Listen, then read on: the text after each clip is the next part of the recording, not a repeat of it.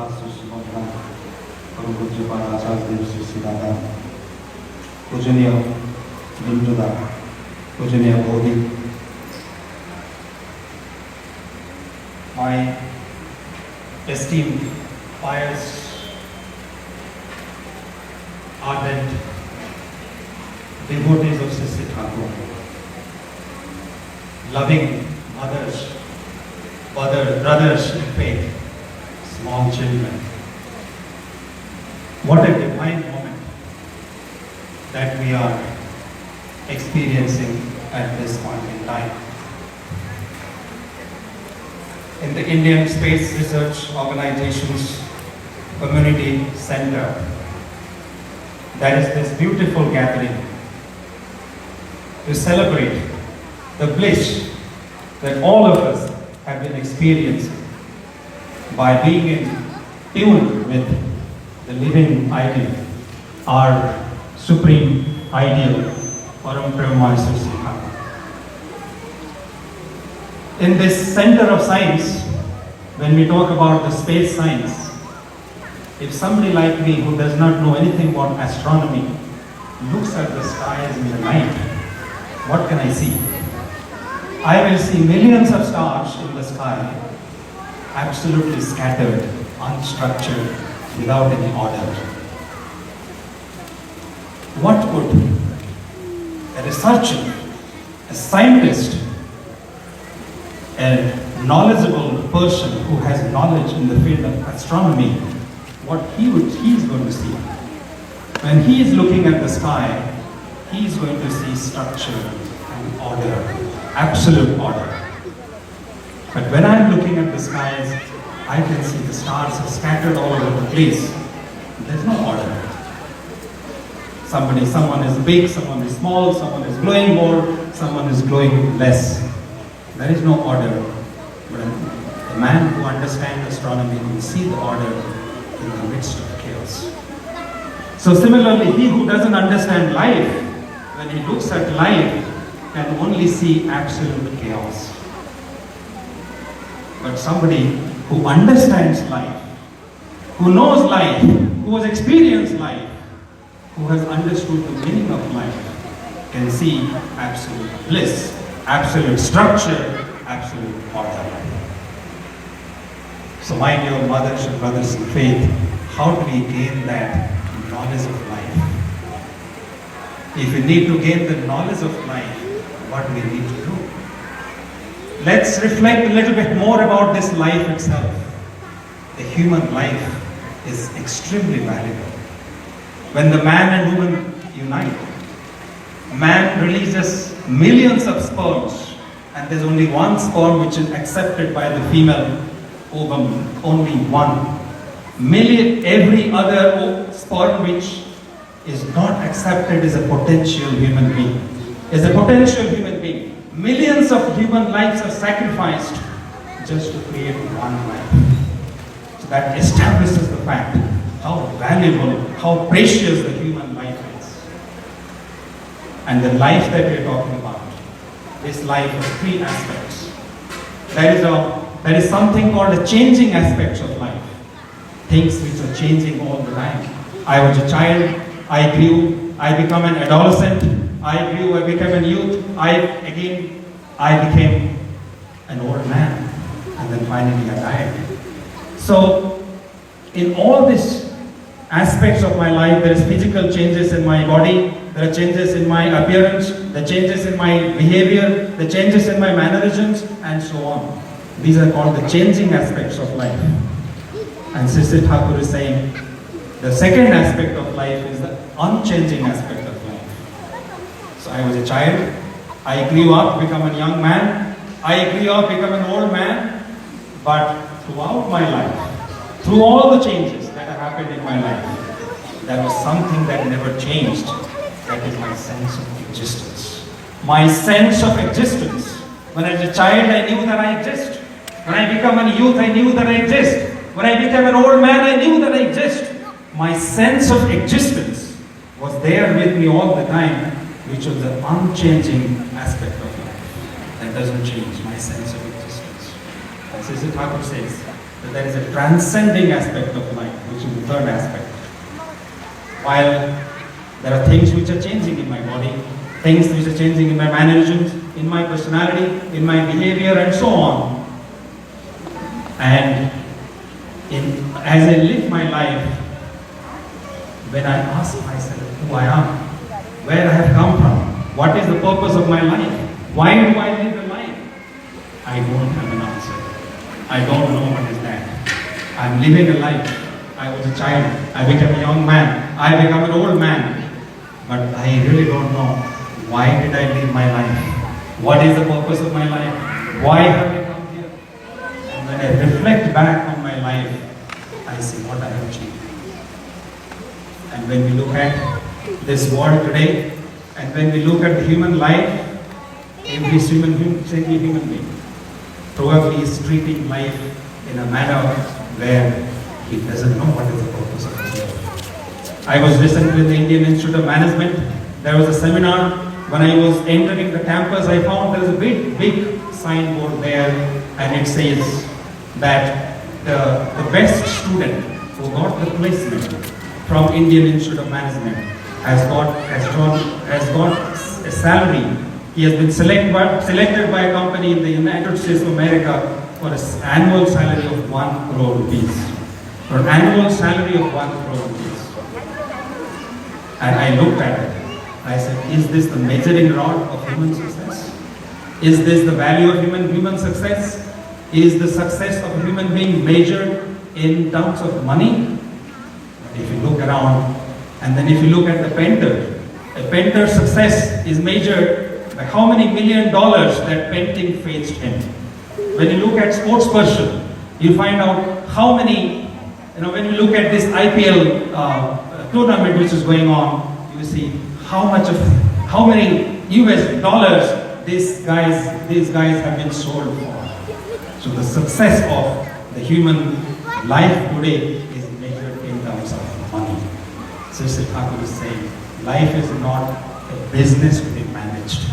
Life is a mystery to be lived. Life is a challenge to be experienced and faced. Sj.Surya is saying, life has a purpose to live for. And Sj.Surya is saying that the purpose of human life is to realize the Supreme Father in our material existence in this world. So let's imagine what has happened to this society.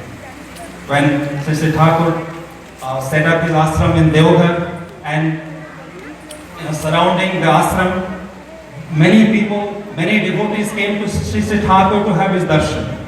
Thousands of people came. And surrounding the ashram, many other establishments came up. There were shops, there were hospitals, there were post offices, many other things that came up. Some devotees one day was talking to Sj.Surya, and then they said, Thakur, after you set up this ashram in Deoghar city has become a Mahanagari. It is becoming a city. Sj.Surya said, Mahanagari se mujhe milega kya? Mujhe Mahanagari chahiye. What do I get out of a big city?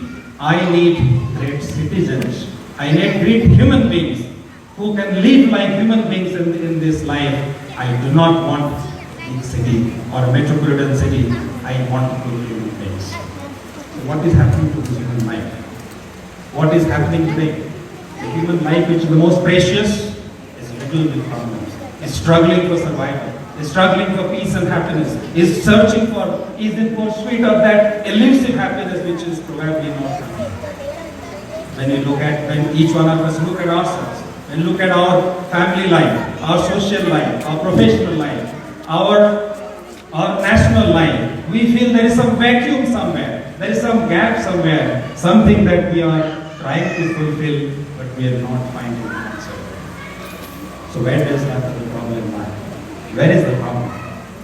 There was a man who went to a doctor, and then he said, Doctor, I think there is something wrong with my wife. Most likely, she has become deaf. She is not able to hear clearly. But I am not very sure, doctor. How do I know that?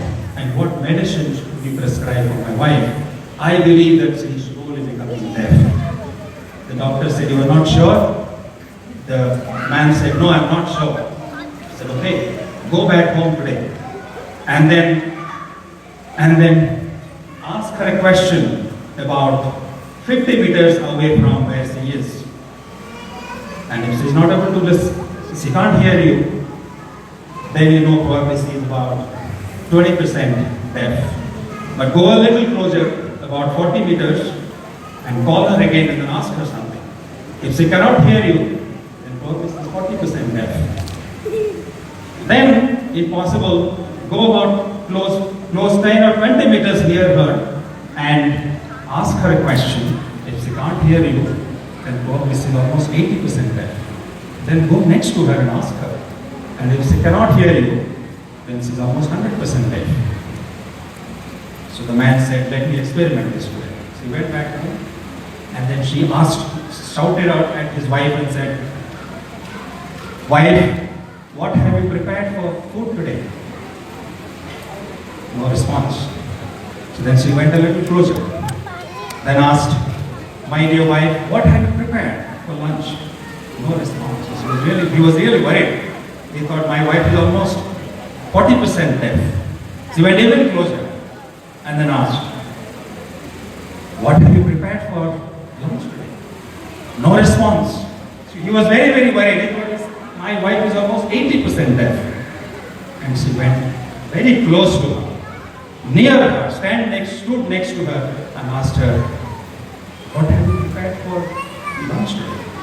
The wife said, honey, I have already replied to you 5 times that I have prepared paneer sabji for lunch today. Paneer butter masala. 5 times I have already replied to you. And the man realized who is there, whether he himself or his wife. So this is the condition of the human society today. The human society, every single human being is going out and searching for who is the cause of my problem. Is my parents? Is my brothers? My neighbor? Is my teacher who did not teach me well? Is my parents who did not send me to the best school? It's my colleagues in my profession at the workplace who did not really help me prosper in my career. Everybody else is a problem. I am perfect. I am alright. Everybody else is a problem. So that is the true reality of the human society. Every human being thinks, I am alright. Everybody else is alright. Sj.Surya said, the practice of dharma, spirituality starts with myself. When I start with the soul searching, when I start with my own introspection, and when I start with that inquisitive mind, try to find out what I can do better to become a better human being, that's where the journey begins. So when we talk about the human life today, which is riddled with many problems, there are many imbalances in life, and we are not really finding happiness. Sj.Surya is saying, if you finding happiness is absolutely easy. It's so simple to find happiness. And a devotee is asking, Thakur, I have gone to every single place, every possible place to find happiness, but I am not finding it. And he was saying, it's easy. Thakur said, yes. Give happiness to others, you will become happy yourself. Give peace to others in abundance, you will find peace in abundance. Make others happy and peaceful, you will become happy and peaceful yourself. So Thakur's philosophy is about being interested in the other person's happiness. As my brother Ridosh Bhai was talking about, how can I serve others? How can I serve my environment? You know, when I become interested in the interest of other people in my neighborhood, people in my society, my own interest will be fulfilled. Then I will find happiness. Thakur is saying, when you really see that you have been deep in the middle of problems, just do one thing. Try and find somebody in the neighborhood who has many problems. Try and solve his problems. He will see that your problems are his. This is Thakur. Nobody else in this world will tell you that when you are in problems, you solve others' problems. Some devotee came to Thakur, said, Thakur, you are always saying, do something for others, serve others. But I myself have so many problems. I am really deep in the middle of problems. How can I serve others? I cannot do that. Please don't ask us to help others. Please help me find solutions to my problems. Thakur said, no problems. but are you willing to serve me? The devotee said, oh yes, Thakur. For you I can do anything, but don't ask me to serve anybody else. I am willing to serve you. Thakur said, no problem. Serve me. You don't have to serve anybody else. Then Thakur says, you are for the Lord, not for others. You are for the Lord and so for others. Because when you start loving me and serving me, you will be bound to serve everybody else because I am reflected in everybody else. I am reflected in this whole universe. And then helping others and serving others will become spontaneous in you. That will become a spontaneous character. You don't have to do it. Now you're feeling uncomfortable because you feel constrained and forced to serve others. But serving others becomes natural in you. When it becomes spontaneous in you, then you will not have any. That is just how. So when we have in this scientific community where there are many people who understood science very well, who are extremely and highly educated, and I really don't have to talk more about this human life. But all of us know that this big universe, many scientists have said, is like a machine, is a big machine. And this universe, like every other machine, follows a set of rules. This universe also follows a set of rules and regulations. And for every single machine, we need an operator to operate the machine. Similarly, to run this machine called universe, we also need an operator, regulator, who can start this machine, run it, operate it, and then stop it whenever he wants to. And all of us, all that we need to do is be aligned to that operator, that regulator, that maintainer who controls this machine. And in this universe, there is another very interesting, unique machine that is born itself, and that grows, and that produces of its own kind, and one day it disappears. That is the human anatomy. And this human anatomy is such a powerful, precious machine that human being needs to be aligned to a controller, needs to be aligned to somebody who is far superior to himself, far superior to this universe. This human being needs to surrender to somebody, a living ideal, an ideal who comes in human form, whom man can see, feel and understand. The greatest scientist, one of the greatest scientists of our times, Alex Carroll, he says that man cannot understand abstractions. If I say that I was walking on the road, I saw an animal, it is very difficult for somebody who is listening to me to understand.